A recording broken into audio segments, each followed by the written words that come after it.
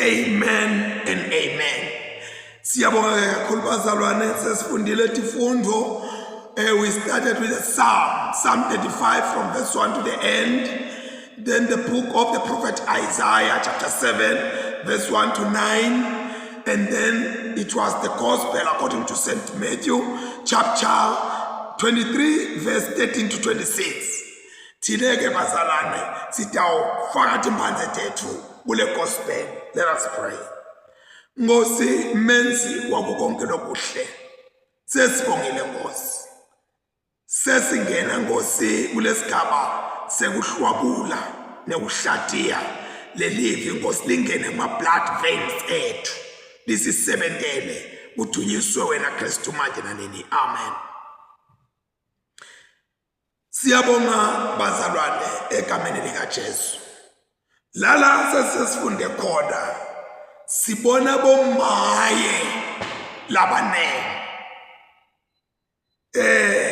Kukhalwa ngabaFarisi nebafundisi kanye nebaholi.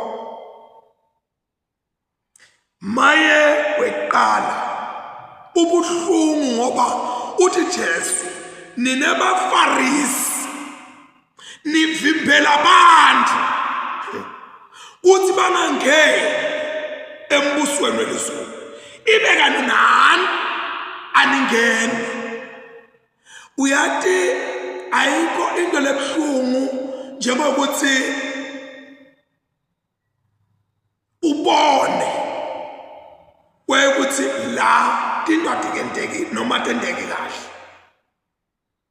Let alone then uthi bese uyokwendela labanye abantu labafuna kubona, labafuna ukubuka ukhweshise lesibuko ukuthi bangatibuke. Ukhiye nomnyango ukuthi bangangeni.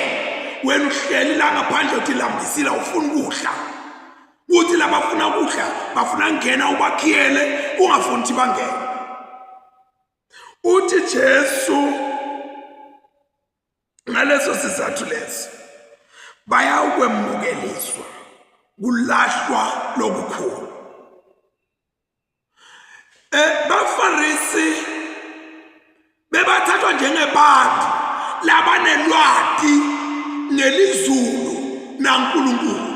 BaFarisi kanye nebafundisi bemthetho bebahamba baphethe ikhiya.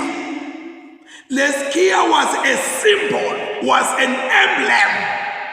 Lesho ukuthi lo muntu welwati ngaNkulunkulu nelizulu.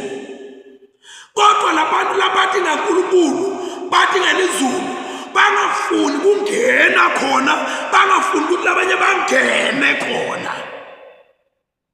Dithi ke iBhayibheli bawukwemukeliswa kulahlo lokukhulu. Ukhuluma ngabo Jesu bakhona, hayi ukuthi abekho. Bemekhona lapha labafundisi bemthetho nebaFarisi. And Jesu akagcine ngaloko uyabakhondema. Uthi batendisi, ma-actors. Uthi Jesu, these people are actors.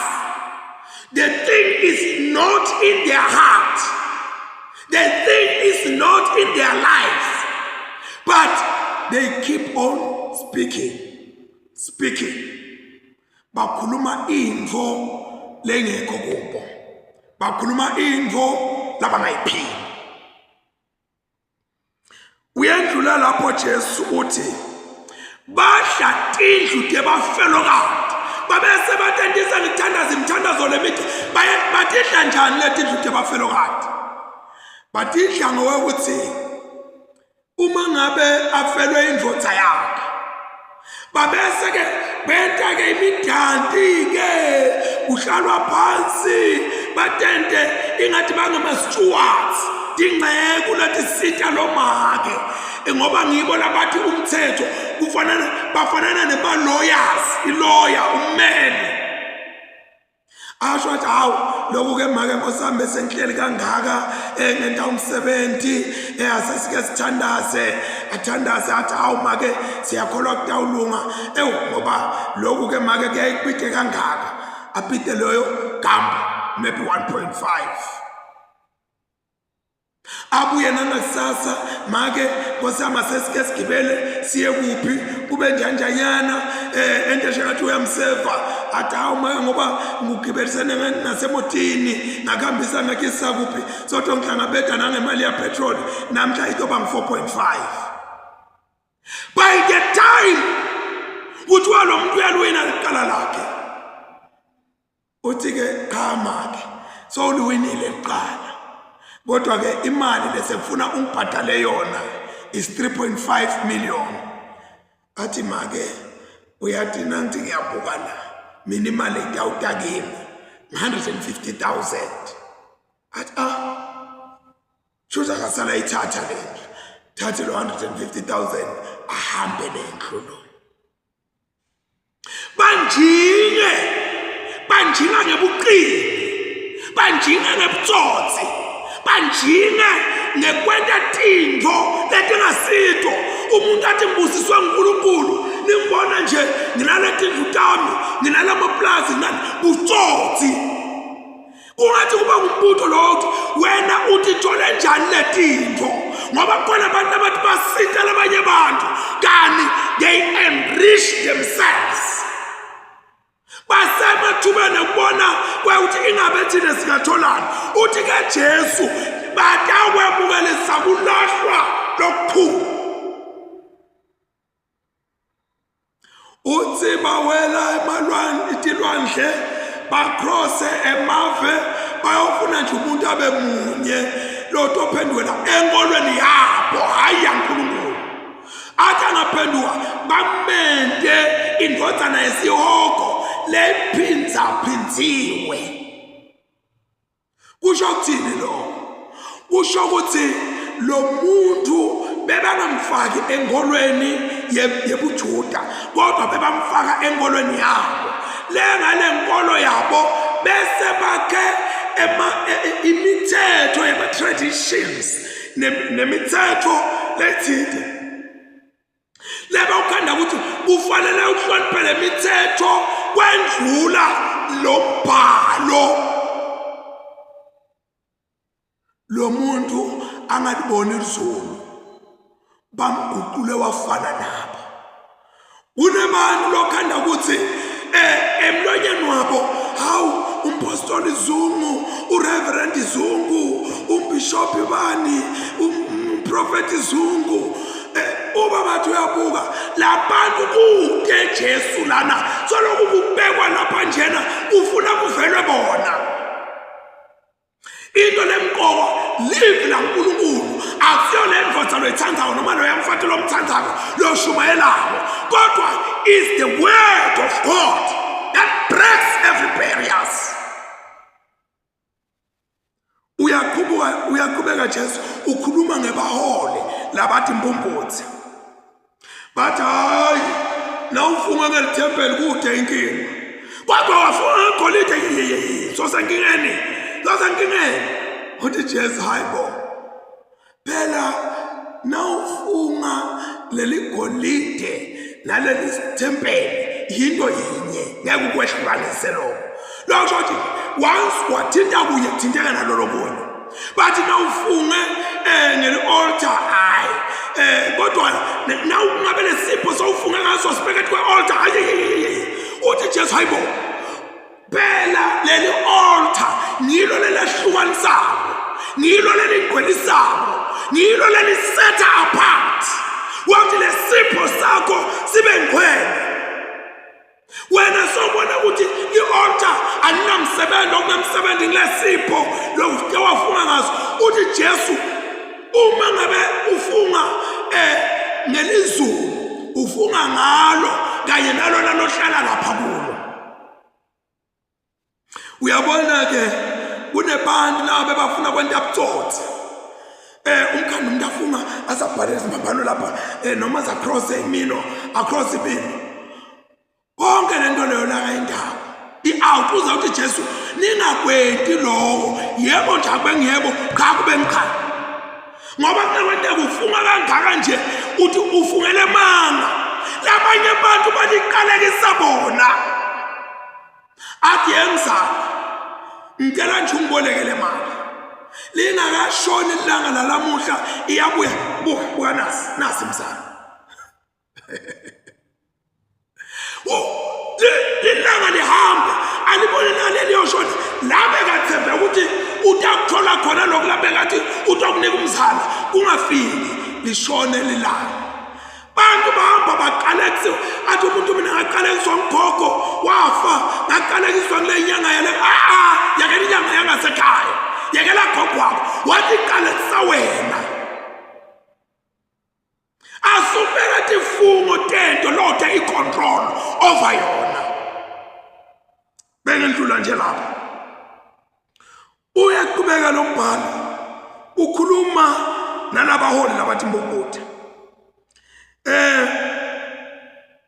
uthi maye kini bafundisi bemthetho nebafarisi bathendizi nikhipha kwelishumi kwasharati kwapelepele kwelinati very careful ukuthi kweshuma khipha nakanjani bethembekile kuloko uthi Jesu but we have left out the mightier things nishiya ngemuva ukukholwa nashiya ngemuva sawo nashiya ngemuva kwehlulela nokuqotho uyabona as much as you do the material things the things that are practical and tangible you must not forget the things that are spiritual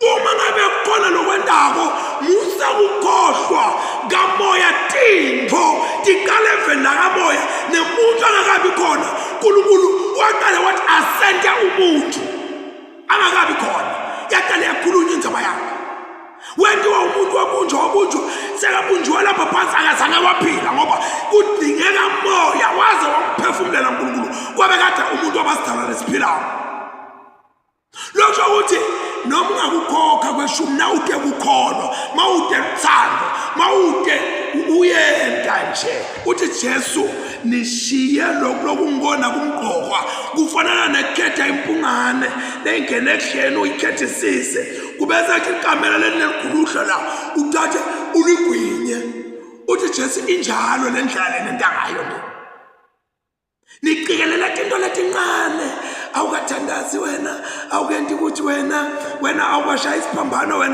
wena ukwakhothama ukwaguqi wena ukwalikhanyisela likhandlela yebo kumqoka but what is important ukuthi ukholwa kukhona yini ngoba unganayide amakhandlela ben-20 banibani ukukhothame kangaka yenta letinto ikukholwa kube ikho kube ngibona kuyi-foundation luthando nekuhlulela ngebuqotho Jesu uthi nigeza lingaphandle lesitsha nishiye ngekhathi khande abantu bagqoke kahle umuntu amuhle akhathimula kodwa ngekhathi kugcwelela ufunze lwemaqhubu lwensonto lwempindiselo lobuya noma ukhuluma naye uve ungazi ukuthi kaze siyikhulumile indzaba noma sesendlulile kuyo kanti ufake sagila la ukade nje ukuthi wakuthi ubukale eceleni uyakulundula ukholwa akusiko kutentisa is to live out what is in you it must come out angifike emaphethelweni uthi mayekeni bafundisi bemthetho batentisi nifanana nemathuna laqhaqaqe abemhlophe sengisheshe ngafika ngasemaphethelweni kusho kuhamba kwagesi uhamba kahle ngoba sekufike emaphethelweni indaba yokholwa it is something that must grow from within and come out bantu bayibone let us pray uNkulunkulu babelo sezulwini siyathandaza kuthi Nkosi ngetendo tethu singabavimbeli bantu umbuso welizulu singathi sikholiwe siphethe amabhayibheli sigabethe into tekukholwa saze siyemphatha thona kodwa Nkosi sibe sivimba ngetendo tethu sivimbela labanye sicela xolo Nkosi phinde futhi sisume sithi buthe sihambe endleleni yakho babe nebutsotsi bonke lobukhona umuntu ngathi sita kanti uthi sita yena ngawe. Baba wethu lolungile, kunebantu abaningi balahlekelwa labanye ngama-properties abo, alahleka kubantu labakholiwe bathi bayabasita and they are enriching themselves. Help us, Lord, to repent from our sins. This I pray in Jesus' mighty name. Amen. May the good Lord continue to watch over you and bless you. May he make his face shine on you and be gracious to you. May he look kindly on you and grant you inner peace, such that the peace of God that passes beyond all understanding will keep your heart and your mind in the love and knowledge of God and of his dear Son, our Lord and Savior Jesus Christ. And the blessing of God Almighty, Father, Son, and the Holy Spirit will remain with us all now and forevermore. Amen. Thank you very much, Bazalwane. I'm sorry for electricity. It has just left. Amen. Babylon sesibongile. Umuhle uNkulunkulu futhi